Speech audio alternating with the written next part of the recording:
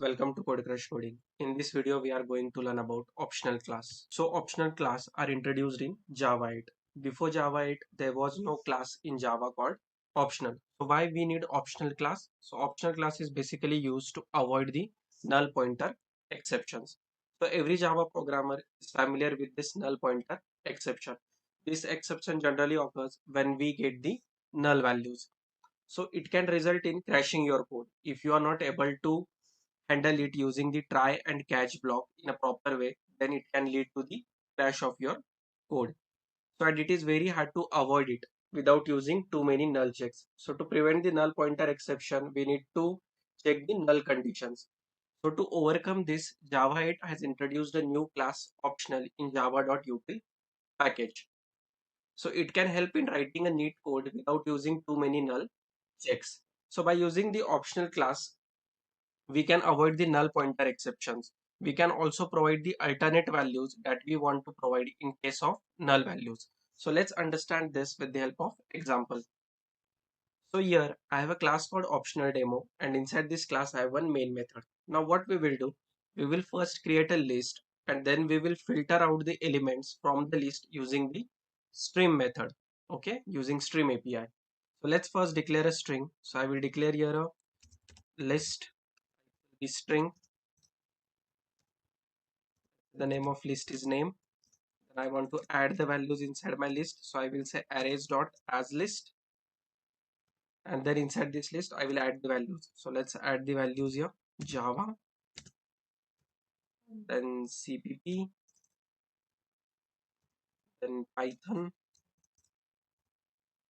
Let's add one more value, let's say C. So these are my four values inside the list called names. Now I want to filter the elements from this list using stream APIs. So how I can do this? So with the help of name of our list, which is name, so I will say your name dot stream. So I will apply stream on it. We'll say yes stream. Then I need to make use of filter method because I want to filter the elements as per the condition. So I will make use of filter method, filter, and here I will provide a condition.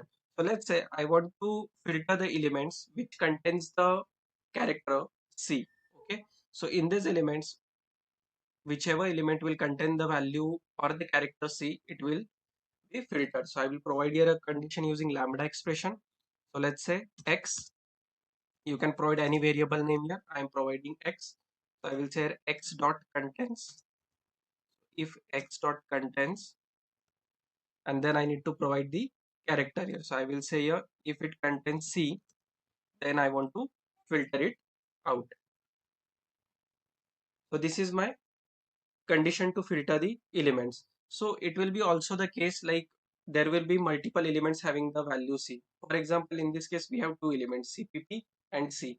Both contains the character C, but I only want a single value. So what I will say here, I will just say find first. So with the help of find first, only I will get the first element. So I will make use of find first. Now what I want to do, I want to store this value. So if I say find first, only CPP will be filtered out, right? So I want to store that value. So I will provide here a variable called string, and then let's say the name of this variable is str. So here I'm getting an error. So what does the error says? The error says type mismatch cannot convert from optional string to string. So basically this particular find first or the entire statement is returning as the optional value, but we are storing that in a string. So from Java 8, what we need to use? We need to use optional. Why? Because there will be a case when there will be no value or the element containing the character. So in that case, it will return null, right? So you need to provide the null checks and do the try catch to avoid the null pointer exception. But instead of that, what you can do, you can make use of optional class. So I will say here optional. So see, this is an optional from java.util package, and inside this optional, you need to provide the type. So I will provide here a string. So now the error is resolved, right? And we have imported the java.util optional class. So here now inside this string, the value CPP will be stored, right? And then I will print the value here. So let's print here sysout. and let's print str. Now let's run this code. So see, we are getting the value here optional CPP. So basically this is the name of class that we are getting, and the value that we are expecting is printed here. But let's say we just want to get the value here. So how to print it? So there is a method for this optional. Here you can make use of get. So whatever your variable name, so my variable name is str, and on that I can provide the method called get. So if I say here str.get, then only the value will be printed. So see, I'm getting here CPP. Now let's say I change here the character. Let's say I provide here X. So there is no element that is having the character X in it, right? So in that case, what will happen? There will be no value stored in string. Let me run this code and check what value we get. So see, we are getting here an exception, but we are getting here a different exception, not the null pointer exception. We are getting a no such element exception, no value present. So it's basically saying there is no value present which satisfy this particular criteria. So to avoid this, what you can do, we can say here str dot. So there is a method called orElse. So when we say orElse, what we need to do, we are going to replace the null. If there is no value present inside the string, then we can provide the default value here. So I can say here, let's say no value present, or yeah, no value. So whenever there will be a no element with this particular criteria, then I want to print this particular statement called no value present. So if I run this code now, so see, now there is no element with the character X. So we are getting here no value present. Let's say we provide here A. So A is present in Java, right? So let's see what will be the output in this case. So see, we are getting here Java. So whenever the value will be present in the string, that will be printed. Otherwise, the default value will be printed. One more modification we can do here.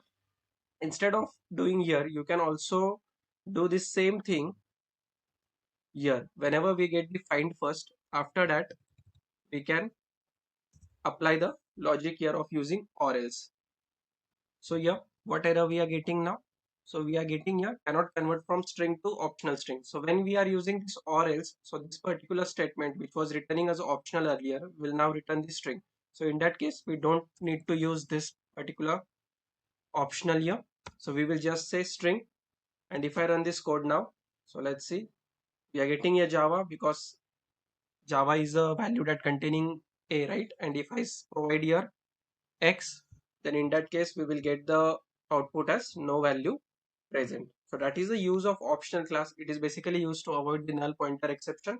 Also, we can specify the alternate values or default values to return when the code does not return us any value.